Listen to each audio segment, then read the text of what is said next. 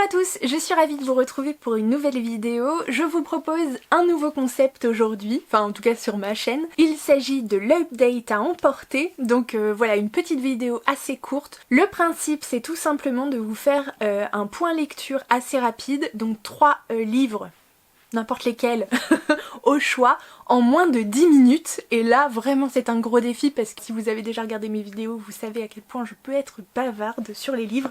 Donc c'est un exercice de style. Je vais les poster probablement sur les coups de midi et demi pour que voilà ça puisse vous accompagner lors de vos pauses déj ou je ne sais quoi, ou le soir, enfin peu importe. Mais voilà, moins de 10 minutes pour vous faire un point lecture. C'est le pari que je me lance à partir d'aujourd'hui avec ce premier essai, cette première vidéo. Il faut que j'arrête tout de suite de parler parce que sinon j'aurais plus le temps de parler de livres. Le premier livre dont je voulais vous parler, il s'agit du tome 2 de La Ville sans vent d'Éléonore de Villepoix aux éditions Hachette Roman. Donc c'est un livre que j'ai lu il y a pas longtemps, je vous fais le petit résumé. Alors du tome 1, on va suivre notamment 2 personnages en particulier dans une ville qui se trouve en fait sous un dôme qui la garde à l'abri de l'environnement extérieur. Donc c'est une cité un peu construite avec des castes, avec des sortes d'étages, vous savez, un peu comme dans la Passe Miroir. Donc dans cette ville d'Hyperborée, elle s'appelle Hyperborée, on va suivre notamment donc un jeune homme de 19 ans, Lastianax, qui est un mage en formation. Et une jeune fille de 13 ans qui débarque dans cette ville, qui s'appelle Arca, donc qui en fait se lance à la recherche d'un père qu'elle ne connaît pas. Lastianax lui est donc un mage en formation jusqu'au jour où son mentor est assassiné presque sous ses yeux. Il va alors décider de mener un petit peu l'enquête pour découvrir voilà ce qui s'est exactement passé, est-ce que c'est un accident, est-ce que c'est un meurtre. Et voilà, leurs chemins vont se croiser et ils vont devoir quand même s'appuyer l'un sur l'autre parce que ils vont mettre les pieds dans un complot absolument hallucinant. Donc on est sur une saga dite jeunesse mais qui demande quand même un peu, voilà, pas trop jeunesse non plus. D'une saga donc fantasy plutôt, puisqu'on a de la magie dedans. Le tome 1 a été une véritable claquasse, vraiment un univers complet, dense, fouillé, un rythme haletant avec des actions, des choses qu'on ne voit pas venir, et je me suis fait balader du début à la fin, j'ai tellement adoré et ça finit.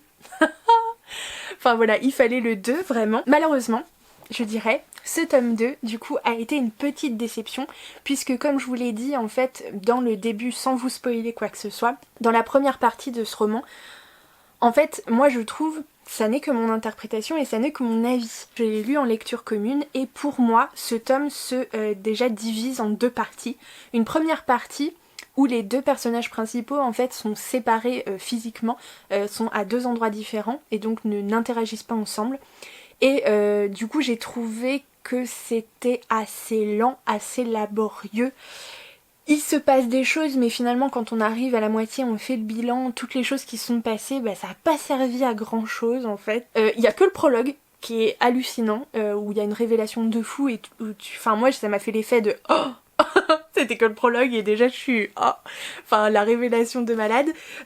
Donc j'étais déjà souffle coupé en me disant oh là là on repart sur les chapeaux de roue, c'est un truc de fou, et en fait non, après ça fait un peu le flanc qui retombe jusqu'à la moitié et je trouve que la clé de voûte en fait se trouve au moment où les 2 personnages se retrouvent et interagissent de nouveau ensemble et voilà, ces 2 personnalités en fait, ces 2 personnages fonctionnent véritablement très bien ensemble. Le souci c'est que finalement ils restent pas très longtemps véritablement ensemble, donc voilà, le rythme s'accélère parce que c'est une duologie et qu'on arrive sur la fin. Les révélations, enfin la résolution et les révélations, oui, sont intéressantes, mais du coup c'est un peu de façon précipitée. Y a certains choix voilà, narratifs qui sont un peu faciles, je trouve. Malgré tout, je pourrais pas dire que c'était une mauvaise lecture parce que... Mais je ne sais pas si ça tient du fait que je suis très attachée à l'univers et aux personnages via ma lecture du tome 1, ou si le tome 2, malgré qu'il soit quand même en dessous du tome 1, est malgré tout bon, je ne sais pas. C'était une bonne lecture quand même, mais tellement en dessous du premier, et j'ai peur que du coup ce tome 2 porte préjudice du coup au tome 1 et à la saga en entier, parce que vraiment le tome 1 est hallucinant. On est beaucoup plus dans la cité, là on est un peu partout. C'est dommage, c'est vraiment dommage. Ce tome 2, clairement en deçà du premier, mais je le garderai quand même parce que c'est une très chouette duologie, je trouve que l'univers qu'a construit Eléonore de Villepoix est juste incroyable, et dense, fouillé, riche, enfin tout ce qu'on veut. Bref, ce serait vraiment dommage de passer à côté de cette duologie, même si le tome 2 est clairement pour moi carrément en dessous. Ensuite, j'ai découvert du coup le premier tome de Minuscule de Takuto Kashiki aux éditions Komiku. Un bonbon. Mais un bonbon ce manga. On va suivre en fait deux petits personnages, alors Akumei et Mikoshi, qui vivent ensemble en fait dans la forêt à côté d'un petit village, enfin bref. Et c'est clairement un manga tranche de vie, on va les suivre voilà au cours de courtes histoires, enfin c'est vraiment trop mignon, c'est trop mignon. Il n'y a pas de gros fil conducteur, on n'est pas sur une intrigue particulière, mais c'est tellement chou. C'est tellement mignon et voilà, on voit comment on se débrouille quand on est grand comme ça. C'est vraiment un manga doudou tranche de vie que je vous conseille. Les graphismes sont magnifiques. J'essaierai du coup de vous le montrer d'un peu plus près. Et voilà, on suit en fait des aventures tout à fait simples, paisibles et attendrissantes. Enfin bon bref, c'est voilà. On va suivre en fait ces deux petits personnages dans leur quotidien et c'était super chouette. Là j'ai fait super rapide, hein, je suis très fière de moi. Ensuite du coup j'ai lu en lecture commune également le tome 1 et le tome 2, donc les chroniques de Virgin River de Robinka aux éditions J'ai lu. Vous n'êtes peut-être pas sans savoir que j'ai regardé la série qui est sortie sur Netflix, donc tirée de ces romans, et donc j'étais assez curieuse de découvrir la version écrite. Alors j'ai pas été déçue du voyage parce qu'il y a quand même de grosses différences avec la série. On va suivre en fait notamment l'histoire plus d'une petite ville que finalement de personnages en particulier, parce que on va suivre différents personnages selon les tomes. Et dans le premier tome, on va suivre notamment deux personnages en particulier. Donc une femme, Melinda, qui est une infirmière sage-femme, bref, qui vient de Los Angeles et qui débarque dans cette petite ville pour un nouveau boulot, mais on sent que voilà, elle fuit un passé compliqué, quelque chose voilà qu'elle traîne. Et on va suivre également Jack, qui est un ancien marine qui tient en fait le bar de la ville de Virgin River. On est sur une romance. C'est hyper drama. Alors, les points négatifs, on va les faire tout de suite, comme ça on sera débarrassé.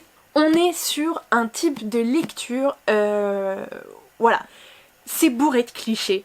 Mais quand je vous dis tous les clichés qu'on peut mettre, ils y sont dans ce livre, vraiment. Il y a des choses un peu lourdingues au niveau de l'écriture, vraiment, des tournures de phrases, on n'en fait plus des comme ça, vraiment.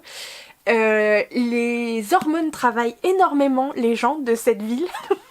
Il y a beaucoup, dans le premier tome je parle de scènes de sexe, ne nous emballons pas, ça reste très gentillet, mais quand même les personnages sont très portés sur la chose, donc voilà, il faut le savoir. Dans le deuxième tome on va suivre donc un autre couple de personnages, d'autres en parallèle, hein, il y a toujours des personnages de la ville qui gravitent en fait autour, donc ça c'est plutôt chouette. Enfin voilà, moi je sais que pour faire un résumé, alors oui c'est plein de clichés, oui il y a des trucs un peu lourdingues, oui il y a des trucs qui m'ont fait lever les yeux au ciel, même des trucs à la fin qui m'ont fait rire tellement c'était toujours plus. C'est plein de drama, c'est tous les personnages ont des trucs un peu graves qui leur sont arrivés, des traumatismes, des gros problèmes, genre on aborde des thématiques pas simples hein, du coup, de violence, de deuil, de perte, enfin de voilà, de plein de choses différentes, enfin bref, il se place tellement de trucs qu'on se croirait dans les feux de l'amour, mais c'est pas grave. Et par contre le point positif c'est que malgré ça, si vous êtes conscient du type de lecture que c'est, que vous, voilà, c'est juste pour poser votre cerveau un côté, comme moi des fois je réfléchis trop et j'ai besoin d'un truc qui me fasse, voilà, déconnecter en fait, qui me fasse déconnecter complètement. Je pose mon cerveau, mais je n'ai aucun mal à y rentrer, je l'ai littéralement bouffé, dévoré, un truc de fou, parce que voilà, parce que les paysages, parce que la petite ville avec toutes ses personnalités, voilà, enfin comment dire, sympathiques, hautes en couleurs, avec leurs problèmes aussi, etc. C'est très addictif, on y est très bien, malgré tous ces petits défauts et tout. Si ça ne vous dérange pas, si vous savez, enfin voilà, si vous pensez que ça ne vous freinera pas dans votre lecture, foncez parce que franchement, c'est un régal. Je veux dire, moi je me suis posée près du feu et j'étais trop bien. Et c'est tout ce que je lui demandais en fait à ce bouquin. Peut-être que certains vont crier au scandale, mais en fait j'avais pas envie à ce moment-là de faire travailler mon cerveau plus que ça, de réfléchir sur une problématique qui me fasse réfléchir, qui me fasse apprendre, qui... Voilà, ça je n'étais pas dans cette démarche-là, j'avais juste envie d'un truc pour m'évader, pour décrocher. Voilà, pour me laisser porter, et ça du coup ça a été parfait. Donc voilà, c'était quand même positif. Il faut être conscient des défauts de cette saga, mais ça n'empêche que, je dois avouer, c'était une bonne lecture en fait, et j'ai aucun mal à le dire. On s'est régalé avec le groupe de lecture commune, c'était super chouette. On a décroché, on a rigolé, et tout va bien, et c'est cool. C'est cool, franchement ça fait du bien. Moi j'ai été ravie de me prêter à ce nouvel exercice, j'espère que vous aurez apprécié. J'espère également que vous faites de chouettes rencontres livresques en ce moment. Je vous dis à très bientôt, voire ouais à très bientôt pour la prochaine vidéo. Et je vous fais plein de gros bisous.